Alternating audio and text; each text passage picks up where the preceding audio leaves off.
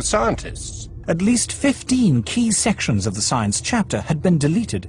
These included statements like, "None of the studies cited has shown clear evidence that we can attribute climate changes to increases in greenhouse gases.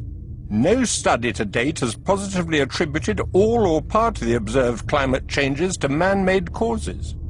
Professor Seitz concluded, "I have never witnessed a more disturbing corruption of the peer review process than the events that led to this IPCC report."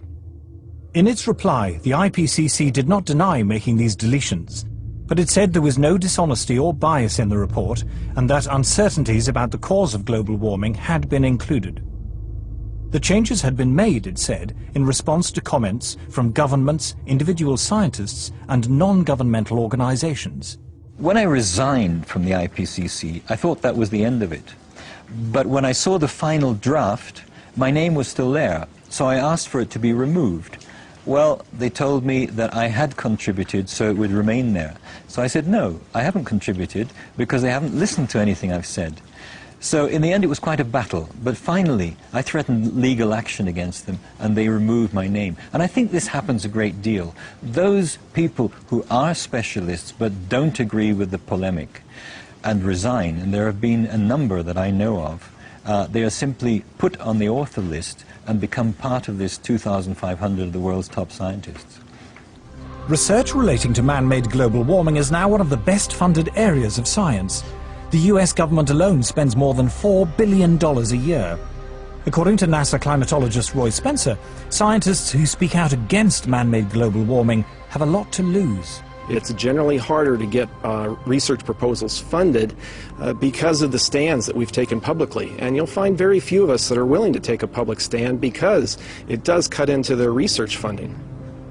It is a common prejudice that scientists who do not agree with the theory of man-made global warming must be being paid by private industry to tell lies. I get it all the time. You must be in the pay of the multinationals.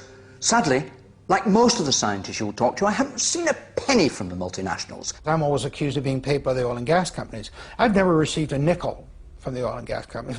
I joke about I wish they would pay me, then I could afford their product. Whenever anybody says that I'm in the pay of an oil company, I say my bank manager would wish. There is almost no private sector investment in climatology. And yet, to be involved in any research project which involves an industry grant, no matter how small, can spell ruin to a scientist's reputation. Modern technology fueled by greenhouse gases. Patrick Michaels is Professor of Environmental Sciences at the University of Virginia. He was chair of the Committee on Applied Climatology at the American Meteorological Society, president of the American Association of State Climatologists, the author of 3 books on meteorology, and an author and reviewer on the UN's Intergovernmental Panel on Climate Change.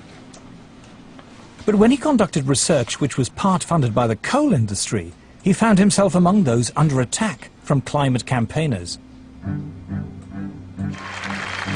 British-based corporations are some of the worst climate criminals on the planet. Shell is based in the UK, right here in London. We have the right and the duty to take it back into public ownership, dismantle it, break it up, and send its managers to rehabilitation training. But reasoned debate is not the only casualty in the global warming alarm.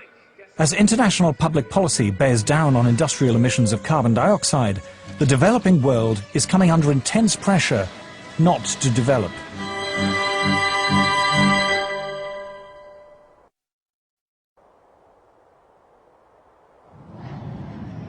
I'm no expert on climate change, I'm no scientist, and what I'm going to say next is a great big turn-off. It's just that. Turn it off! Anything you don't need, you're not using, it's easier than you think to make a difference. Delegates from around the world are flying into Nairobi for a conference sponsored by the UN to talk about global warming. Civil servants, professional NGO campaigners, carbon offset fund managers, environmental journalists and others will discuss every aspect of man-made climate change, from how to promote solar panels in Africa to the relationship between global warming and sexism. The conference lasts 10 days, the number of delegates exceeds 6,000.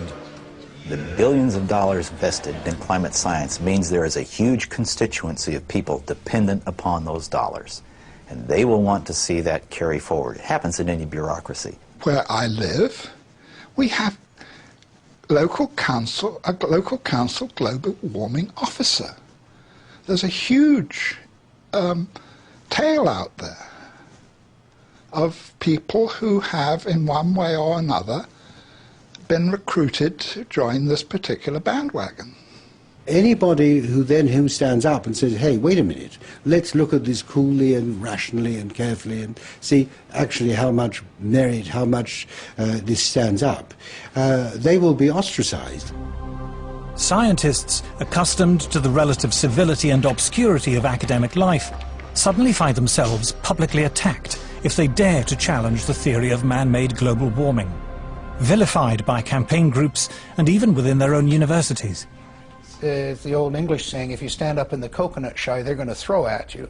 So I understand that there's going to be some of that, but it gets pretty difficult and pretty nasty and very personal.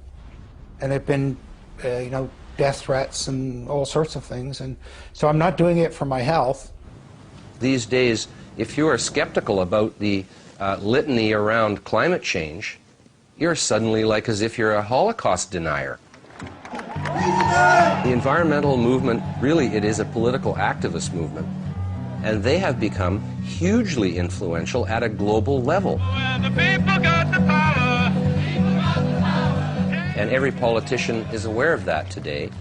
Whether you're on the left, in the middle, or the right, you have to pay homage to the environment. In the past month, the global warming campaign has won a great victory. The United States government, once a bastion of resistance, has succumbed. George Bush is now an ally. Western governments have now embraced the need for international agreements to restrain industrial production in the developed and developing world. But at what cost? Paul Driesen is a former environmental campaigner. My big concern with global warming is that the policies being pushed to supposedly prevent global warming are having a disastrous effect on the world's poorest people. Global warming campaigners say it does no harm to be on the safe side. Even if the theory of man-made climate change is wrong, we should impose draconian measures to cut carbon emissions just in case. They call this the precautionary principle. The precautionary principle is a very interesting beast. It's basically used to promote a particular agenda and ideology. It's always used in one direction only. It talks about the risks of using a particular technology, fossil fuels, for example, but never about the risks of not using it.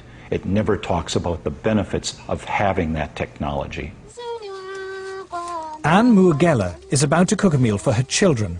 She is one of the 2 billion people, a third of the world's population, who have no access to electricity.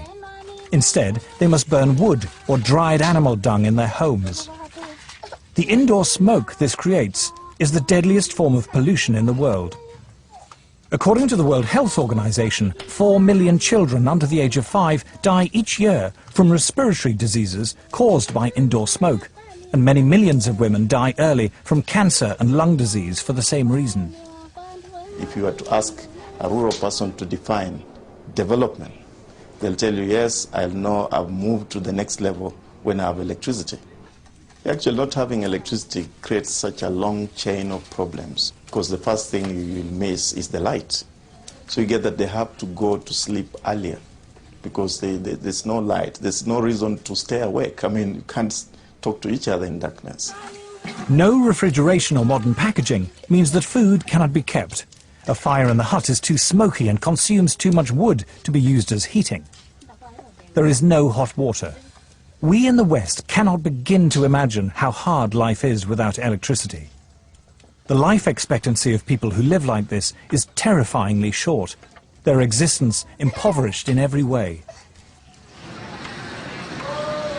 A few miles away, the UN is hosting its conference on global warming in its plush gated headquarters.